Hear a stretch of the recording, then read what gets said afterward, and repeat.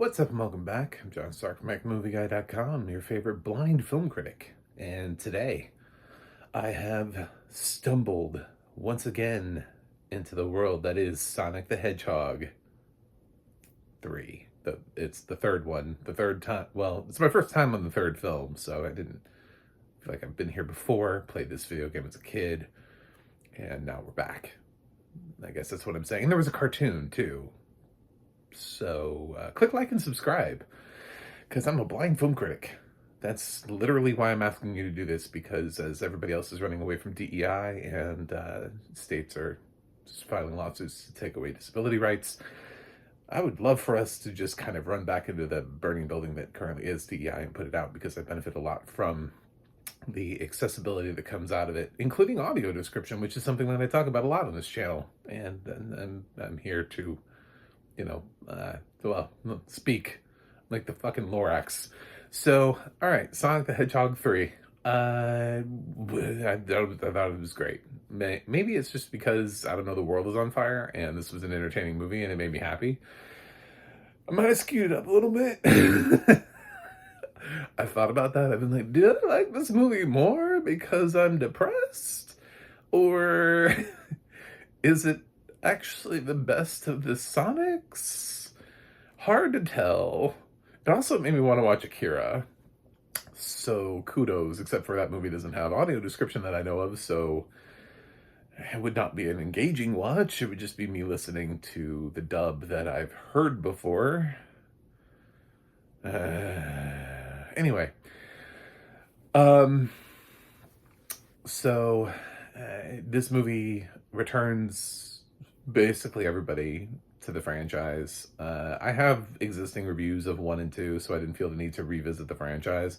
I was like, it's Sonic. Again, I played this game on a Sega Genesis. I'm that old. That's how old I am. And I don't mean like I played it ironically on a Sega Genesis while there were better systems. I mean, I played it on a Sega when Sega was like hot, when Sonic was hot as a title. So, this is like a family movie that's aimed at kids, but it's also very much aimed at me as a target demographic. It's aimed at the people who were kids when Sonic was an actual thing and who were like, oh my God, I've always wanted a Sonic movie. Thank you, Paramount. For some reason, they announced they're only making 1 more of these, and I like the restraint, except for the fact that, is it because they're running out of characters? Like, they're making good movies. I guess that's the thing. I've never seen a studio just back away from a money-making franchise. This one made money. And I've never seen them just walk away from one like that before. I mean, we have 10 Fast and Furious movies, and they're making an 11th. We're on, the 7th Jurassic Park movie? Like, other studios aren't asking themselves the question of, should we...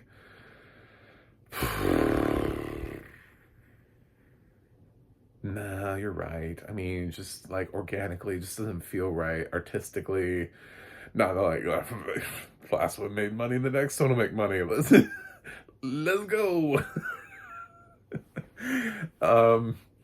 So I don't know, maybe Jim Carrey said he'll only do 1 more and they feel like he's integral to the success of these films. I have no idea, but in this film, we have audio description. It's done by Icon Group. It's narrated by Tansy Alexander. For those who also check out my website that I literally put at the top of every single review, I did a quality check for this. Basically, my quality checks are watching a film I've never seen before and have no expectation of what the audio description quality could or should be. I don't know who made the film. I don't know who made the narration. I've been trying to jump around to streaming services because I've already done like 2 Netflix movies. And I was looking for an opportunity to do something that wasn't on Netflix. So when this dropped on Paramount Plus and I hadn't seen it yet in theaters, ironically, I was offered a screening of this for awards consideration purposes. I just didn't go. I'm gonna be honest and say I had so many screeners being thrown at me around the time, like digital screeners. I just didn't go. So, um, yeah, I could have. And then later on, I realized Paramount usually puts their stuff out pretty quickly.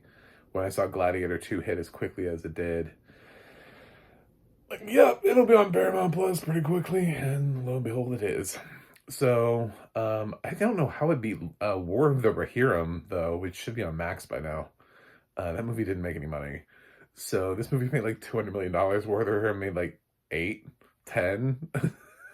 How is it not on Max? Anyway, audio description.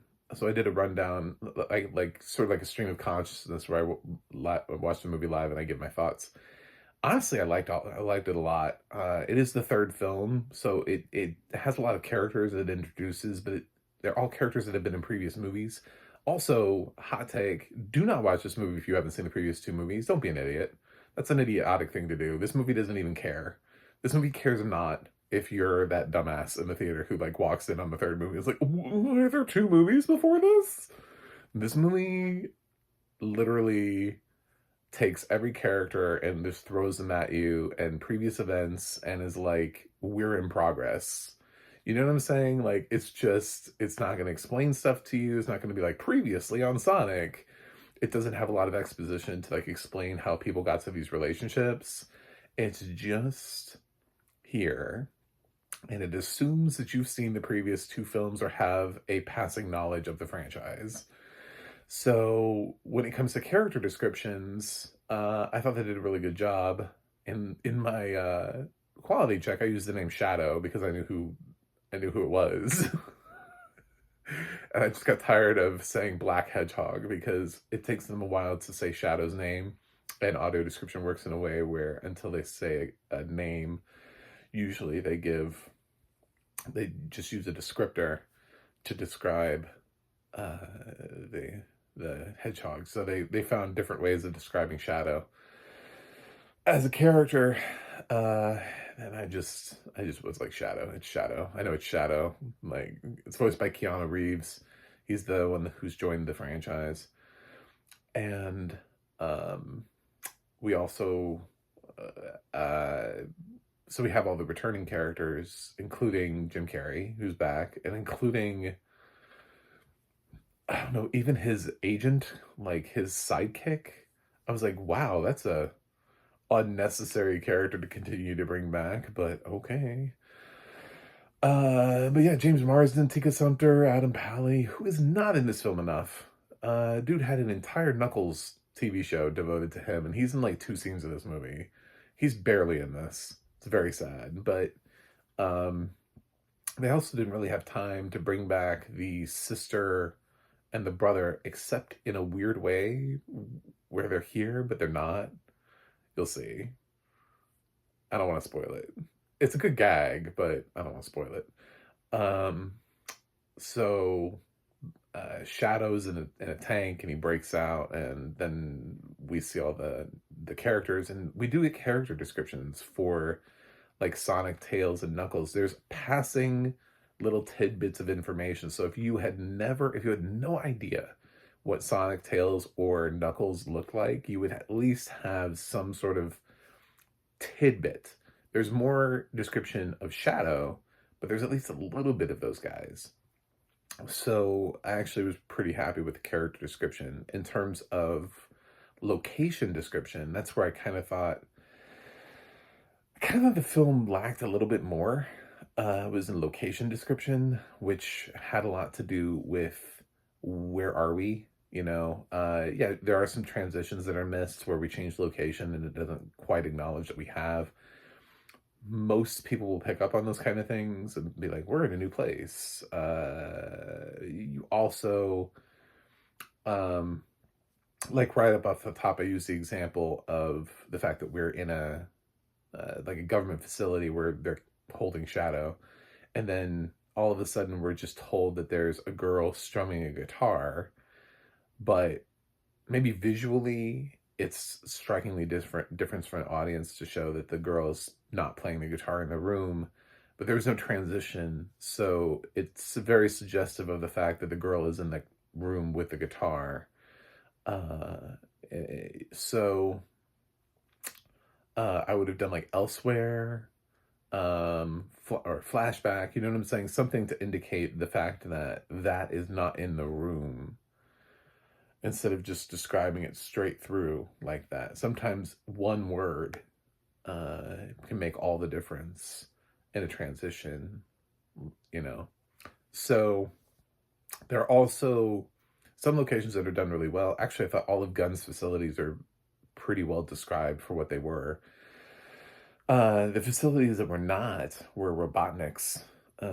Like they go to Robotnik's lair thing in this, and I mean, it's described as having trash, thrown about, and there's a chair in the room, but I had no idea of like dimension of space.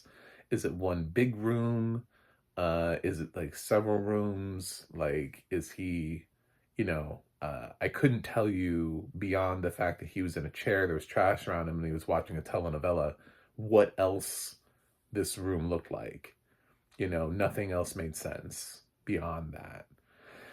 I guess he had a microwave too, because he microwaves a burrito. But there's no, like, I don't know how big it is, how small it is. I don't know if there are multiple rooms. I don't know if he has closets, bathrooms, other areas, training rooms, energy cores. I don't know, man. Like sleeping quarters. I have no idea. But anyway, and that's true of there's another ship later on that ends up going into space that is also sort of like a Robotnik-esque, centric, whatever, without trying to overspoil it. And I thought that was really underdescribed too. Same thing. I was like, what is the space like?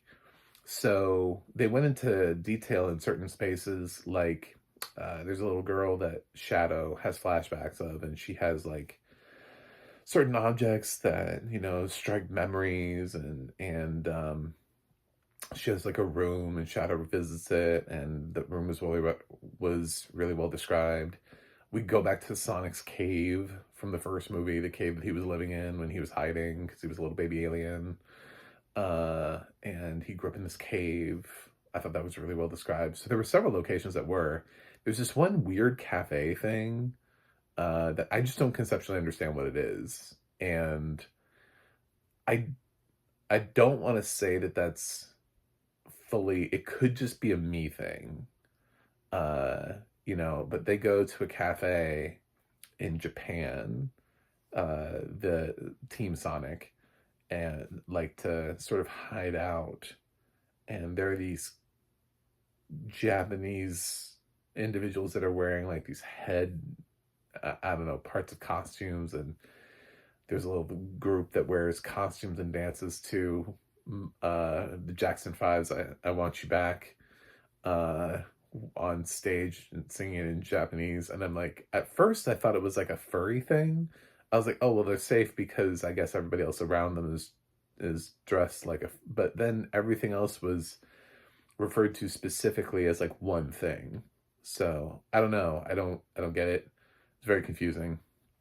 But that could just be me not understanding the culture. It could be something that more people would have immediately recognized when they said what that was.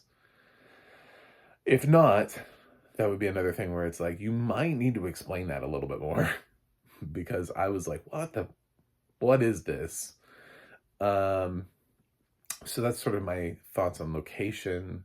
I do sort of like genre specific was the category that I gave it, which is depending on where I think the film is, like what is it matching?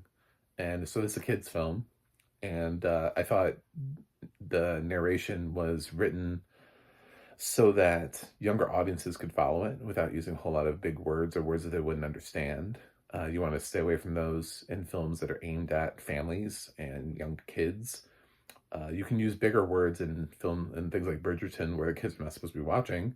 But for things like this, the substance, great. Use a weird word. There's not supposed to be a kid watching that doesn't understand these words. But here, no. So, I thought they did a nice job with the choice of the ease of words, and also I don't know how they would have translated the animation. They don't really do that because it's like partially animated, but mostly live action. The action sequences though are really well done. It's also an action science fiction movie, and all of those elements were done really well. All the sci-fi elements with the fighting and the suits, and there's like a gravity sequence that's really cool. Lots of fighting. There are motorcycle chase sequences that are really fun. They jump out of an airplane. It feels very like Fast and Furious for a while there. They even make a Tokyo Drift joke, which was excellent. Um, Lots of cool little things along the way. And uh, I thought all the action sequences were really well done. They even have montages where they jump back and forth, and the montages were done well, where you sort of jump from thing to thing to thing to thing. And I was like, wow, I'm getting actually a lot of, I'm really understanding this. Granted, they're all set to music, so there isn't like dialogue that they have to worry about. So it's also the way that the film is structured, but it gave me a lot. Um, so I give it high marks for that. Uh, Also, the mix was great. I didn't have a single problem hearing it, and there was no audio ducking, so that was great. And then also the choice of narrators, Tansy Alexander, who I love, and the only point I took away was because it's like if I asked myself a question, could I have found a narrator that leaned more into the family film genre than Tansy? Yes, those do exist. There are narrators out there who sound more like they're narrating a film for a family. Tansy just was straight narrating the movie, which is great because she's a solid narrator, and that's fine. But it does sort of raise the same question that I've had with some other films about when you're aimed at a film that you know that young ones are going to watch. Are you going to engage them, or are you going to engage the?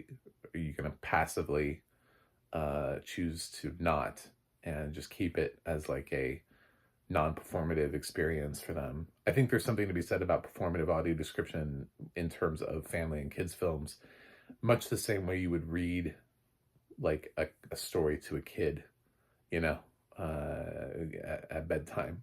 It's the same idea. I think Sonic reaches young enough that this is warranted feedback.